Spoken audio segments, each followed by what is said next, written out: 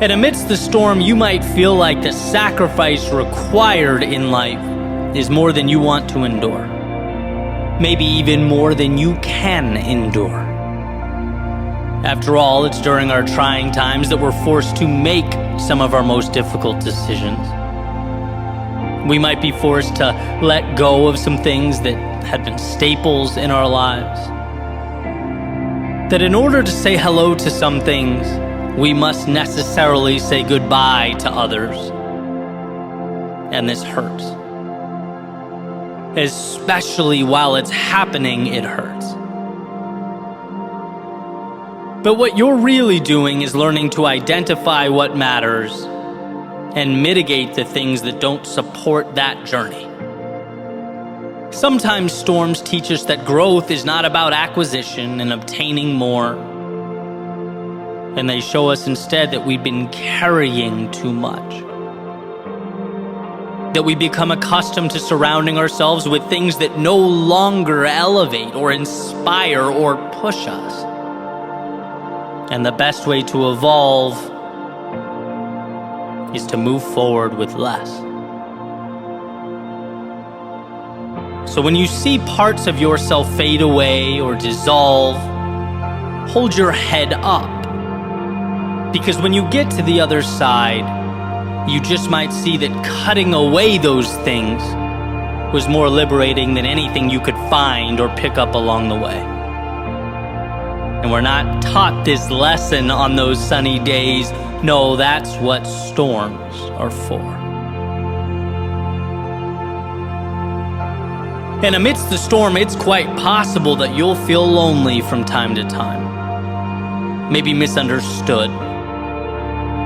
Perhaps like the whole world has everything figured out. They're moving single file through the correct door while you wander around aimlessly. That's not true. No one has all the answers, and everyone has their storms. The question has always been, as far as I'm concerned, what will you make of yours? Because we're always presented with the decision to let our adversity define us or to find something of value in it. The opportunity hidden in plain view. You're never alone in your pain or your distress. Those things are an inevitability tied to the miracle that is life. But what you are is powerful. Powerful enough to learn in your solitude and bring that understanding back out to the world. Powerful enough to let the lessons guide you to something beautiful. Powerful enough to find the meaning underneath the turbulence. We often confuse our times of greatest transformation with setbacks. We often forget that the darkness cannot withstand a single flicker of light, and we can be that light when we trust ourselves. It's a lesson that can't be taught on sunny days. No, that's what storms are for. And that storm, that very thing you want with all your heart to avoid,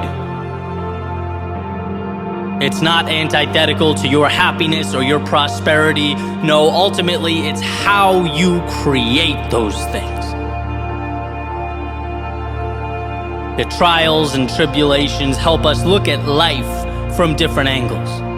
They remind us what we are capable of. Show us we can do so much more than we thought. That we have, in many cases, been accepting a reality that is not our own. That is just the beginning.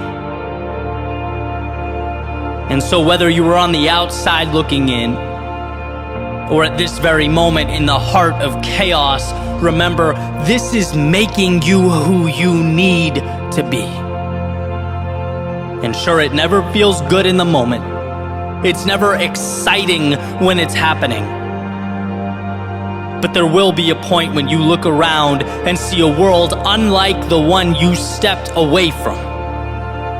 one in which you are stronger, bolder, wiser, one in which you have greater clarity and understanding, a better sense of who should be with you and where you are going. It's not despite, but because of the storm that you'll rise from the ashes and from the quote-unquote misfortune to find yourself and your way.